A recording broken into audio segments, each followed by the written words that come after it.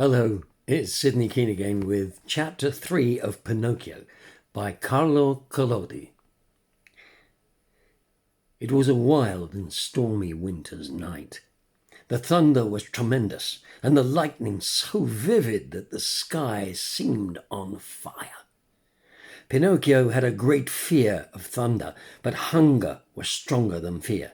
He therefore closed the house door and made a rush for the village. But he found it all dark and deserted. The shops were closed, the windows shut, and there was not so much as a dog in the street. It seemed the land of the dead. He returned home like a wet chicken, quite exhausted with fatigue and hunger. And having no strength to stand, he sat and rested his damp and muddy feet on a brazier full of burning embers. And then he fell asleep. And whilst he slept, his feet, which were wooden, took fire, and little by little they burnt away and became cinders. Pinocchio continued to sleep and to snore as if his feet belonged to someone else. At last, about daybreak, he awoke because someone was knocking at the door. "Who is there?" he asked, yawning and rubbing his eyes. "It is I," answered a voice, and the voice was Geppetto's voice. Poor Pinocchio had not as yet discovered that his feet were burnt off. The moment, therefore, that he slipped off his stool and ran and opened the door, he fell his whole length on the floor. "Open the door!" shouted Geppetto from the street. "Dear papa, I cannot," answered the puppet, crying and rolling about the ground. "Why cannot you?" "Because my feet have been eaten." "And who has eaten your feet?" "The cat," said Pinocchio, seeing the cat, who was amusing herself by making some shavings dance with her forepaws. "I cannot stand up, believe me. Oh, poor me, oh, poor me. I shall have to walk on my knees for the rest of my life."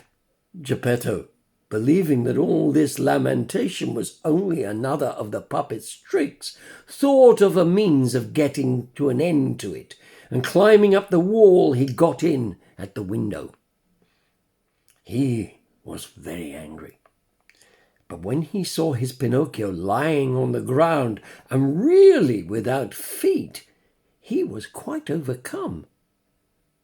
He took him in his arms and began to kiss and caress him and to say 1,000 endearing things to him. And as the big tears ran down his cheeks, he said, sobbing, "My little Pinocchio, how did you manage to burn your feet?" "I don't know, Papa, but believe me, it has been a night that I shall remember as long as I live. It thundered, lightning. I was very hungry. And then the talking cricket said to me, 'It serves you right. You have been wicked. You deserve it.' And I said to him, 'Take care, cricket.' And he said, 'You are a puppet and you have a wooden head.' And I threw the handle of a hammer at him and he died. And because I was very hungry, I put my feet on the brazier to dry him. And then he returned and I found they were burnt off, and I am always hungry, but I have no longer any feet. And poor Pinocchio began to cry so loudly that he was heard miles off. Geppetto, who from all his jumbled account had only understood one thing, which was that the puppet was dying of hunger, drew from his pocket 3 pears, and giving them to him, he said, "These 3 pears were intended for my breakfast, but I will give them to you willingly. If you wish me to eat them, be kind enough to peel them for me." "Peel them?" said Geppetto, astonished. "I should never have thought, my boy, that you were so dainty and fastidious. That is bad. In this world we should accustom ourselves from childhood to like and to eat everything, for there is no saying to whom what we may be brought." "You are no doubt right, but I will never eat fruit that has not been peeled. I cannot bear rind." So the good Geppetto fetched a knife, and arming himself with patience, peeled the 3 pears, and put the rind on a corner of the table. Having eaten the first pear in 2 mouthfuls, Pinocchio was about to throw away the core, but Geppetto caught hold of his arm and said to him, "Do not throw it away. In this world everything may be of use." "But core, I am determined I will not eat." "Who knows? There are so many chances," said Geppetto without losing his temper. And so the 3 cores, instead of being thrown out of the window, were placed on the corner of the table together with the 3 rinds. Having devoured the 3 pears, Pinocchio yawned and then said in a fretful tone, "I am as hungry as ever." "But, my boy, I have nothing more to give you but the rind and the cores." "One must have patience," said Pinocchio. "If there is nothing else, I will eat the rind." And he began to chew it. At first he made a very wry face, but then one after another he quickly disposed of the rinds, and after the rinds even the cores.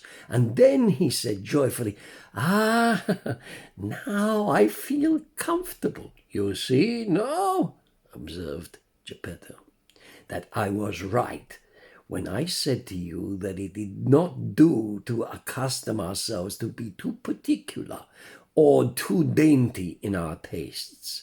We can never know, my dear boy, what may happen to us. There are so many chances." No sooner had the puppet appeased his hunger than he began to cry and to grumble because he wanted a pair of new feet. But Geppetto, to punish him for his naughtiness, allowed him to cry and to despair for half the day. He then said to him, "Why should I make you new feet? To enable you, perhaps, to escape again from home?" "I promise you," said the puppet, sobbing, "that for the future I will be good." "Ah, all boys," replied Geppetto, "when they are bent upon obtaining something, say the same thing." "I promise you that I will go to school and that I will study and earn a good character." "All boys, when they are bent on obtaining something, repeat the same thing." "But I am not like other boys. I am better than all of them, and I always speak the truth. I promise you, Papa, that I will learn a trade and that I will be the consolation and the staff of your old age." Geppetto, although he put on a severe face, had his eyes full of tears and his heart big with sorrow at seeing his poor Pinocchio in such a pitiable state. He did not say another word, but taking his tools and 2 small pieces of well-seasoned wood, he set to work with great diligence. In less than an hour the feet were finished. 2 little feet, swift, well-knit, and nervous. They might have been modelled by an artist of genius. Geppetto then said to the puppet, "Shut your eyes and go to sleep." Pinocchio shut his eyes, but he pretended to be asleep, whilst Geppetto, with a little glue which he had melted in an eggshell, fastened his feet in place. It was so well done that not even a trace could be seen of where they were joined. No sooner had the puppet discovered that he had feet than he jumped down from the table on which he was lying. He began to spring and to cut 1,000 capers about the room, as if he had gone mad with the greatness of his delight. "To reward you for what you have done for me," said Pinocchio to his father, "I will go to school at once." "Good boy! But to go to school I shall want some clothes." Geppetto, who was poor and who had not so much as a farthing in his pocket, then made a little dress of flower paper, a pair of shoes from the bark of a tree, and a cap of crumb of bread. Pinocchio ran immediately to look at himself in a crock of water, and he was so pleased with his appearance that he said, strutting about like a peacock, "I look like a gentleman." "Yes, indeed," answered Geppetto, "for bear in mind that it is not fine clothes that make the gentleman, but rather clean clothes." "By the by," added the puppet, "to go to school I shall want a spelling book." "You are right. But what shall we do to get one?" "It's quite easy. We have only to go to the booksellers and buy it." "And the money?" "I have none."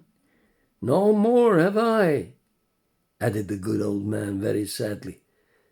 And Pinocchio, although he was a very merry boy, became sad also, because poverty, when it is real poverty, is understood by everybody, even by boys. "Well, patience," exclaimed Geppetto, all at once, rising to his feet and putting on his old fustian coat, all patched and darned. He ran out of the house. He returned slowly, shortly, holding his hand a spelling book for Pinocchio. But the old coat was gone. The poor man was in his shirt sleeves, and out of doors it was snowing. "And the coat, Papa?" "I have sold it." "Why did you sell it?" "Because I found it too hot." Pinocchio understood this answer in an instant. Unable to restrain the impulse of his good heart, he sprang up, and throwing his arms round Geppetto's neck, he began kissing him again and again and again.